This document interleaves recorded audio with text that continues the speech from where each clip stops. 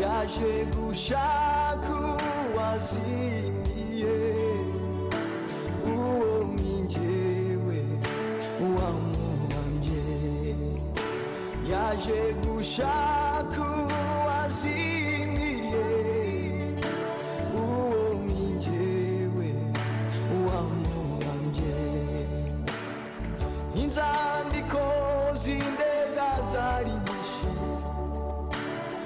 Babuloni yose yamenye izina ryanjye ariko nyuma yo gupfa kwe amaraso ye yanguye urubanza ariko nyuma yo gupfa kwe amaraso ye yanguye urubanza amaraso ya Yesu amaraso yamenetse yanguyeho urubanza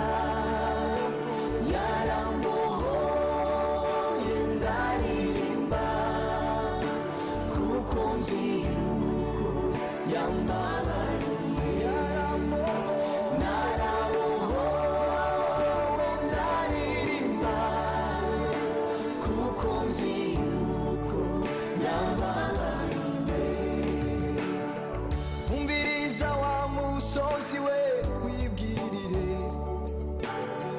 horashinze ibendera ry'urwibutso zogaruka je kukubwira ko yangiriye neza akampa izina risha sinzashimira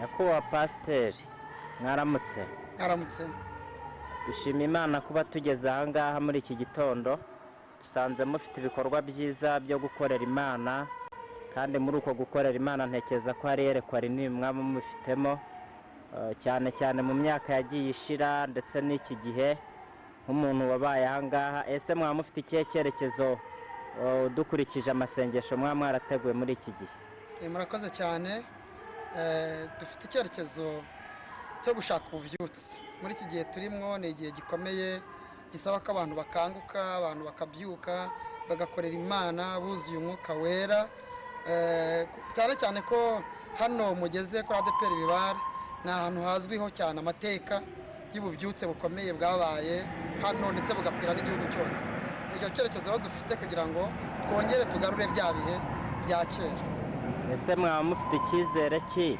ukurikije ibyabaye n'ibyo mwiteguye umunsi mu buryo mwaba muzabirinda noneho bikagira iyindi ngaruka cyangwa irindi yerekwa ryiza mu yandi matorero cyangwa kuri iki gihugu cyacu icyizere cyo kirahari cyane kuko nk'uko nari mbikubwiye ububyutse bwabaye aha kera bwagize ingaruka nziza ku gihugu cyose abantu bajyaga baturuka imihanda yose baje mu Bibare abarwayi bakahakirira abantu bakuzura umwuka wera umuriro bakuye aha bakawujyana mu matorero yabo hirya kandi bikagira ububyutse bikagira ingaruka zikomeye kugeza n'uyu munsi wa none icyo cyizere kirahari n'uyu munsi kuko ko Imana yabikoraga n'uyu munsi iracyahari dufite rero umugambi wo gushyigikira amasengesho wo gukomeza ibikorwa byo gusenga kugira ngo ubwo bubyutse bwongere bukomere kandi buzahoreho nk'uko Imana yagiye ibitubwira murakoze intego mwaba mufite n'ubundi se yaba ari iyihe ukurikije amasengesho mwaba mwarateguye y'iyi minsi twateguye amasengesho y'iminsi 21 tuyatangira ku itariki 4 tukazayageza ku itariki 24 z'ukwezi kwa gatanu ayo masengesho afite intego y'ijambo ry'Imana riri mu byakozwe n'intumwa gice cya mbere umurongo wa 8 ijambo ry'Imana rivuga ngo icyakora muzahabwa imbaraga umwuka wera nabamanukira kandi muzabagaho bo kumpamya i Yerusalemu n'i Yudaya n'i Samariya no kugeza ku mpera y'isi intego y'amasengesho ni ukugira ngo Imana idusukire ku mwuka wera abantu babatizwe mu mwuka wera kandi turi kubona biri kuba ubu tuvugana tugeze ku munsi wa gatandatu abantu benshi buzuye umwuka wera, abari barawujujwe kera bakagira intege nke bakazima bongeye kuzuzwa bundi bushya, noneho n'abashyashya babatijwe mu mwuka wera. Ubu turi kubara abantu barenze 20 bamaze kubatizwa mu mwuka wera muri iyi minsi. Kandi si ibyo gusa, n'ibindi bitangaza birakoreka, indwara ziri gukira, abantu bari gukizwa bashyashya, abaguye bari kubyuka, mbese Imana yongeye kutugarukaho no mu bibare. mwaba mufite abakozi b'Imana bahe muri iki gihe mwiteguye ko bazabafasha uyu murimo? Dufite abakozi b'Imana benshi cyane, barimwo umuvugabutumwa witwa Hakizimana Justin, abantu benshi bamuzi kuri radiyo Umucyo, niwe mwigisha w'icyumweru cyose cya mbere. Icyumweru cya kabiri kizaba kirimwo umwigisha mwiza cyane nawe abantu bazi witwa Pasiteri Zigirinshuti Michel. Hanyuma icyumweru cya gatatu kizazamwo abandi bavuga butumwa batandukanye, kandi hagati no mu masengesho dufite abandi bavuga butumwa benshi batandukanye, barimwo witwa Rwakunda Dominique, barimwo witwa Pasiteri Munyanziza Celestin, barimwo witwa Madame Mafu Esther, barimwo abitwa Mwarimu Jean Paul, n'abandi benshi cyane, ba Semajeri guturuka hari Musanze, ba Munezero guturuka Igisenyi. Abo bose umushumba wa paruwasi ya Rwinkuba witwa Mugiraneza Damiane azabamwo. Hari abavuga ubutumwa beza bameze neza, kandi twitezeho umusaruro ukomeye. Se nta bahanzi mwaba mufite ko abantu bakunda impinduka zitandukanye? Ibyo nacyo ntabwo twakibagiwe. Dufite abahanzi beza bakunzwe, barimwo witwa Tasiye Titusi, Musabe Bernadette, Godanse Nyirahabimana, abahanzi barimwo Torero, barimwo Mwene Gihome. Abo bose n'abandi benshi bazaza kwifatanya natwe muri iki giterane cy'amasengesho. Murakoze, turabashimiye. Imana ibahe umugisha kubw'icyerekezo cyiza mufite iki gihugu cyacu. Dutekereza yuko yenda twabona ari igihe cyiza cyo kwagurirwa imbago nk'abantu basenga Imana, Imana ikabagirira neza. Dukomeje kubifuriza umugisha w'Imana. Murakoze. Ese nta kindi kidasanzwe wumva wabwira abantu baba baguteza amatwi? Icyo nabwira abandi bantu ni ukubamenyesha ko iki ari igihe cy'ububyutse cyo gushaka Imana, kandi nkababwira ngo umwuka wera aracyahari. Abantu benshi batekereza ko abantu batakibatizwa mu mwuka wera, ariko sibyo. Imana iracyawutanga, umwuka wera arahari. Abantu baze bashaka Imana, basenge, babatizwe mu mwuka wera, kugira ngo bashobore guca muri iki gihe gikomeye kiruhije, bazagere mu bwami bwo mu ijuru. Imana iguhe umugisha. Murakoze. Murakoze.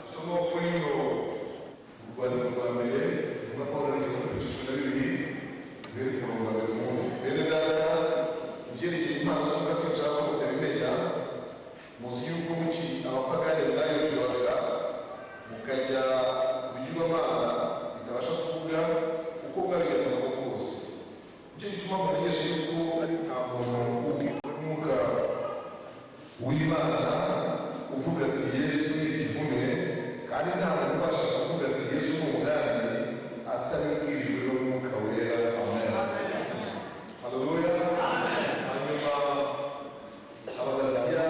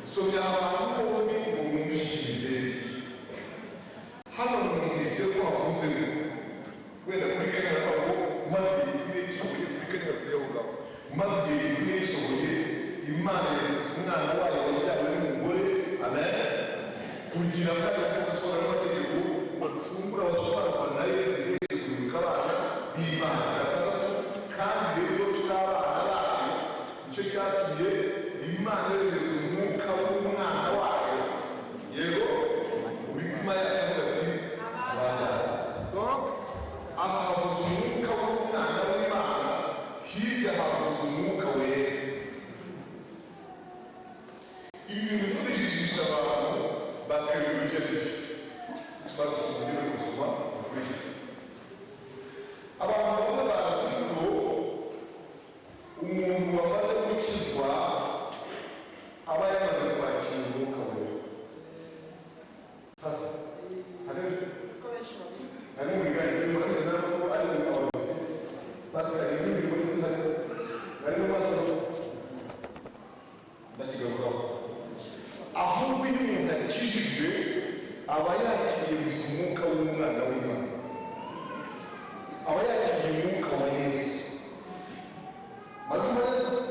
Amwakira ryari? Igihe umwuka mutsinda, za mbaraga zitsinda umuntu ado bita konversiyo, etere konverti. Umuntu ashobora kumara igihe yizera ariko ataratsindwa. Niyo mpamvu mu gice cya 10 hatandukanye ibintu ugasanga hari kubanze mu buryo buri processus. Bamwize d'abord bamaze bataramwizera, bamwizera bate bataramwumva, bamwumva bate ntawe wababwirije, abababwiza bababwiza bate batatumwe. Urumva ngo ndashikiriye ariya nta muntu wese wakijijwe aba yabatijwe mu mwuka wera. Cyokora aba yakiriye umwuka w'umwana w'Imana, kuko aba yabaye umwana w'Imana. Amen. Ndetse nawe uyu muntu Yesu amuvuga ko nawe ari uwase, kandi n'umwuka yamutakira amunihira ngo abana. Uwo muntu ntarahabwa wera nawe anihirwa bavuga ngo nawe ni uwase. Iryo jambo naryo bakayikoroba ko impamvu zari bivuga, iryo jambo rivuga birifavoriza abanyantege. Ubwo nawe bigenda mwicarire ibintu by'umugoroba bya n'ubumenyi.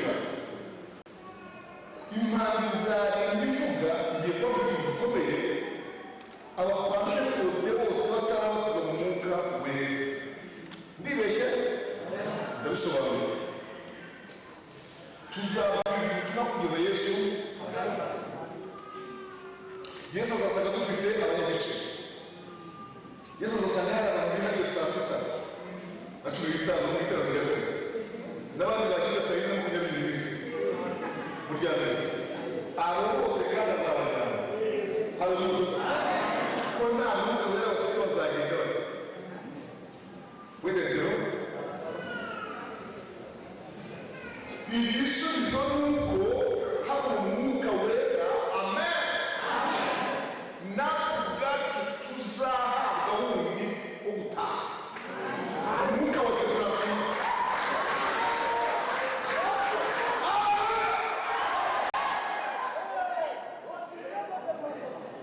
Uwo nguwo witwa dekorasiyo tuwusanga mu byahishuriwe Yohana 12 umurongo wa 13. Haranditse ngo ngiye kubona cya kiyoka gikomeje guhiga wa mugore wabyaye umuhungu, ngo ngiye kubona ko uwo mugore ahawe ababa bimana ndetse nk'ay'ikizu kugira ngo yakurikishe ahura ahantu ho gutaha, aho agomba kumara ibihe n'ibihe n'ingeri. Aho hantu tuzahurira nta yindi dekorasiyo. Uwo mwuka tuzahabwa bwa nyuma n'abatamugiraga ariko bakijijwe bazawubatirizwamo rimwe, natwe bahita bahita n'abajyana.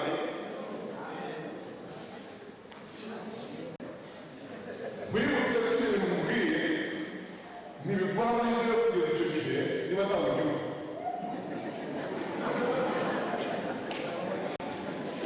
Ndasubiramo, ibyo mubwiye ntibiguhesha amahirwe, ntibiguha resistance yo kuresista kugeza icyo gihe, kuko kuzagera kuri uwo munsi tuzagera mu bintu bigoye bigusaba kuzuza umwuka wera wawe bwite.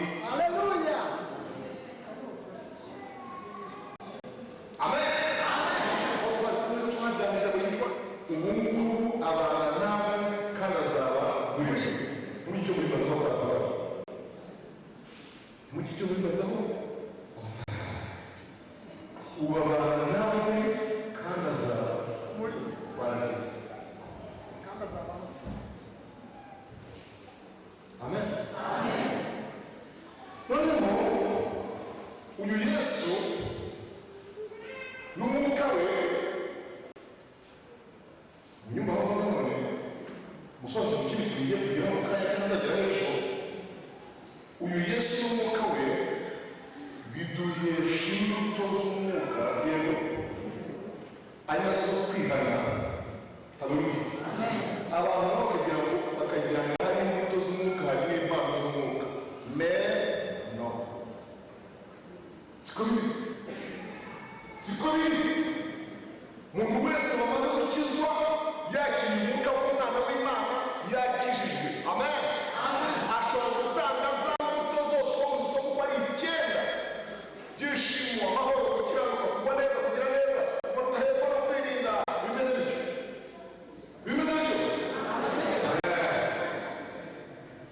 Nawe yakira kuko ni imbuto z'iki z'umwuka ariko w'umwana w'Imana. Noneho imbuto z'umwuka zigatandukana. Niba zigatandukana si uko zidakorana, ahubwo si zo zimwe n'impano z'umwuka.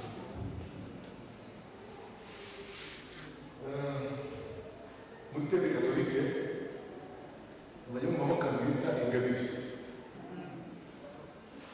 Muri mvugo ya katolike nakuza ngo ingabire nasezera ingabire za Yesu. Narimuzi ingabire mu mvugo katolike, ingabire ishobora kuba hereditaire, ingabire ishobora kuba uruhererekane rw'umuryango. Ufite ingabire niyo taba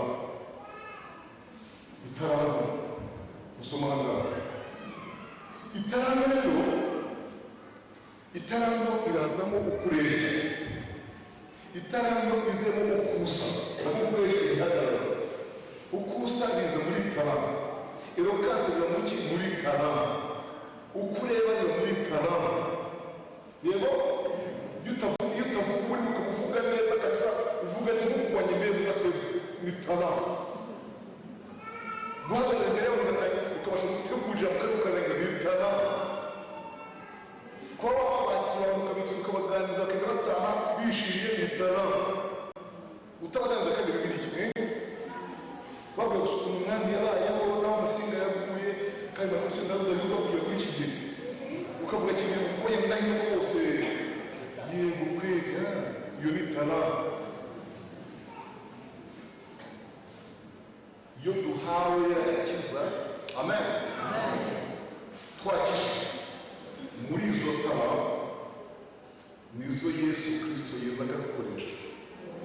Niyo mpamvu umuntu akijijwe ibyari umurimo byose n'uko yarabaye kose ntabwo ariko byose Yesu abyica, bimwe arabitekerezaho.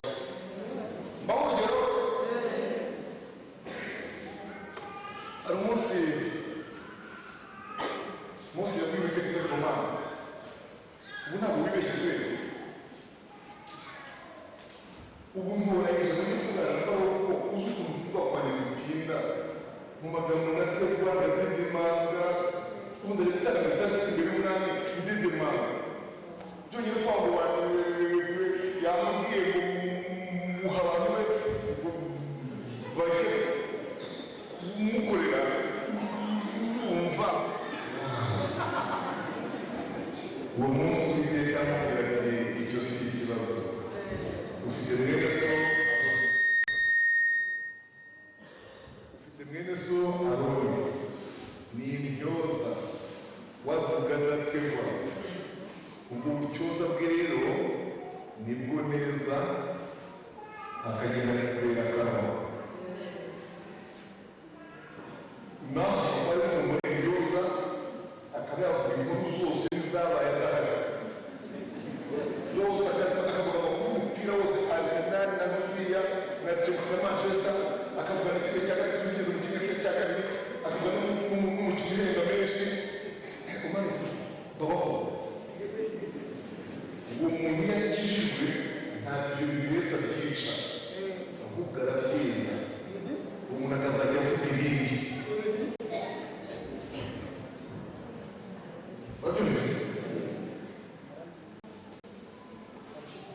Yesu rero niba twashoboye ku buhanuzi bwe bwa nyuma bwashoje n'abandi bahanuzi bose, ubwo yavuze muri Yohana nimunkunda muzitonda amategeko yanjye nanjye nzasaba data nawe azabona umufasha wo kubana n'ibintu byose nayo twasomye kugeza hepfo y'abaza ngo hasigaye igitarisigaye kibona n'ubwo muzaba ubwo buhanuzi rero bwaje gusohozwa ku munsi wa Pentekote ibyakozwe mu gice cya kabiri niho tugiye gusoma ibyakozwe n'intumwa igice cya kabiri umurongo wa mbere ahantu hasanzwe n'umugiye gusoma cyane ariko tuhasome ibyakozwe n'intumwa ibice bibiri umunsi wa Pentekote usohoye bose bari hamwe mu mwanya bahuje umutima ni umuriro watumye uvuye mu ijuru umeze nk'umuyaga uhuha cyane ukwira inzu bari bicayemo haboneka indimi zigabanya zisa n'umuriro ururimi rujya ku muntu wese w'umuriro bose buzuza umwuka wera batangira kuvuga izindi ndimi nk'uko umwuka yabahaye kuzivuga. Amen. Noneho mbere yuko nsobanurira amagambo tujye mu Balewi 23. Abalewi 23 umurongo wa 15 dusome aho Balewi ibice 23 umurongo wa 15 n'igitabo cya kabiri ibitabo bya Mose kandi mujye mubara iminsi muhereye kuri uwo munsi wa mbere w'isabato umunsi mwazaniyeho umuganda w'ituro ryo kuzungurwa umubare w'iminsi y'amasabato 7 itagabanije umubare w'iminsi 50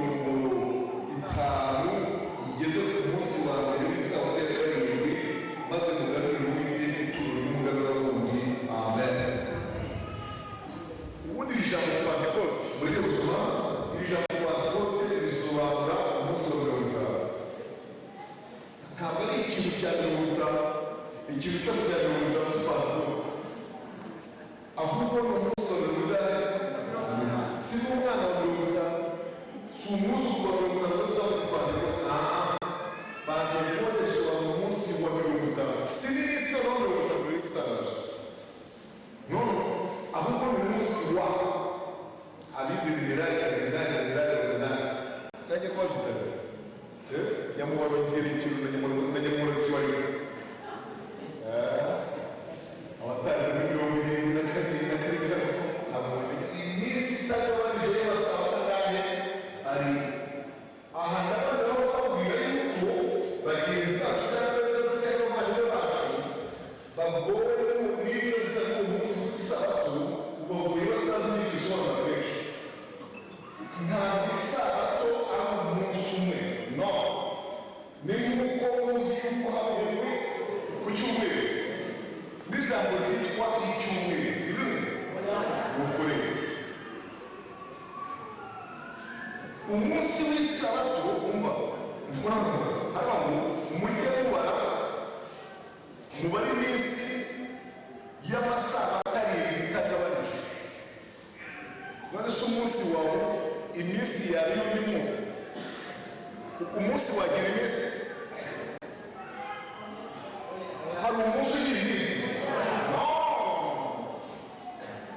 umwaka ugira amezi ukwezi ukagira ibyumweru bikagira icyumweru kikagira iki iminsi umunsi ukagira amasaha isaha ikagira iminota umuntu ukagira isegonda ikagira zesi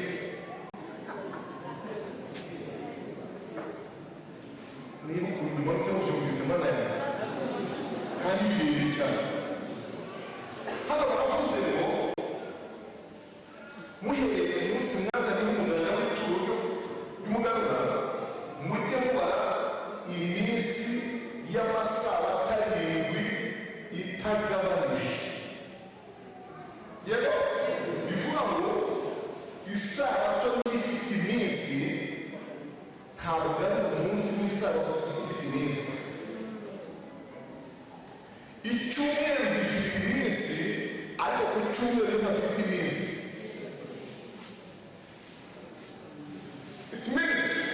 Biravuga ngo kwari ukubara ibyumweru bingahe 7 wakubara iminsi 7 z'icyumweru bikaba 49.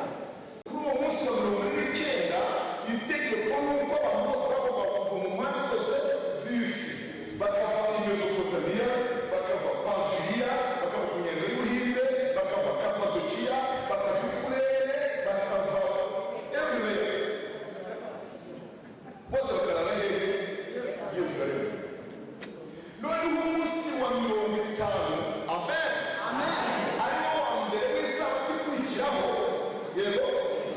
bakabasanga hehe ariwo munsi w'umugani. Iryo joro bararagaho babaga bararyengeye bakawengera umunsi mukuru bakarara inkera, ariko iyo nkera ikaba igamije gushima Imana. Haleluya! Bishimira umusaruro bejeje.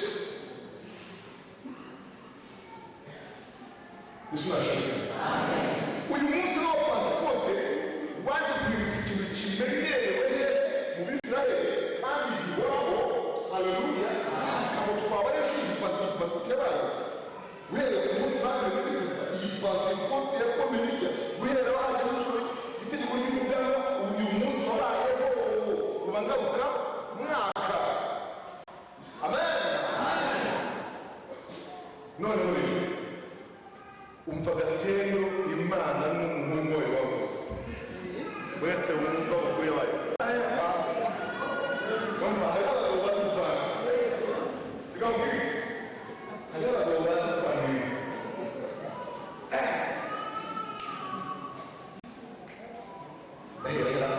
Inama imaze kubera hejuru y'imyaka 400. Iyo nama yabereye hejuru y'imyaka 400 igira amanota ku musarani hagati muri Bibiliya utanditseho. Burya ugakora umunyabwonko hagati ya Maraki na Matayo dusobanura 400 ans de silence.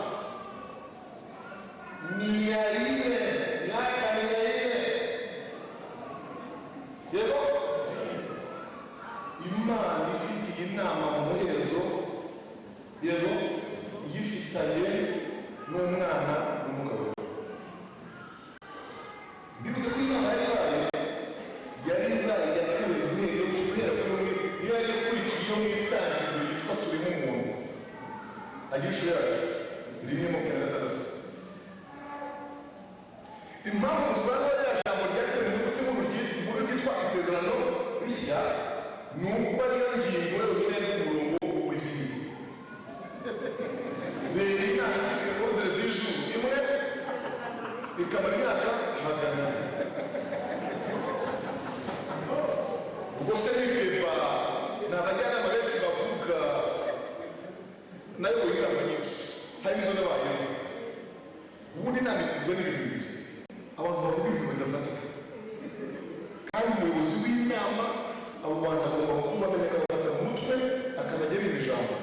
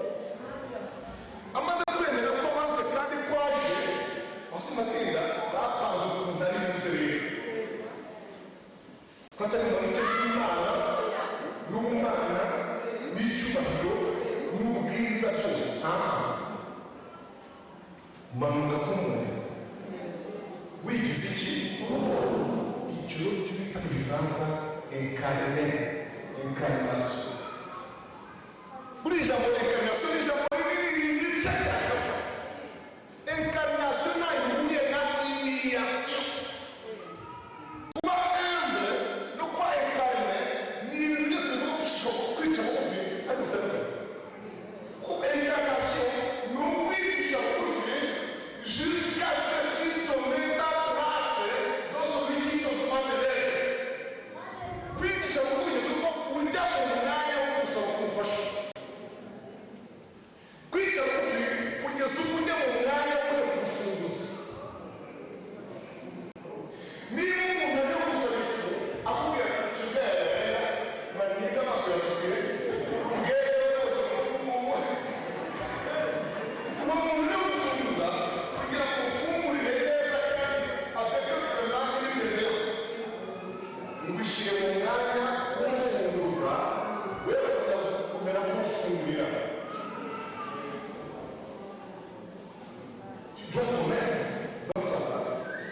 yishyuye mu mwanya uje gusunguza urire umuherekeze umeze nk'usunguza. Niyo magambo usaba gukora hariya iki cyaha cya 15 ahavuga ngo ubwe yihindura umukene kugira ngo umukene ugutungishe.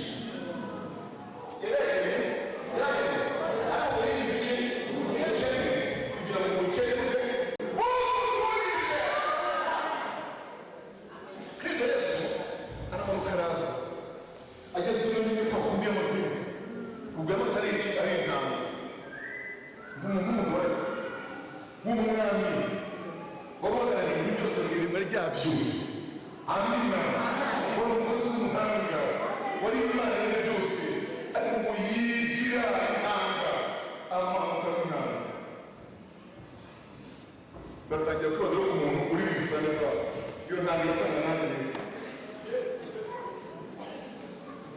nijoro ati nisaha n'umugore umugabo amuteye izangire zose arigira se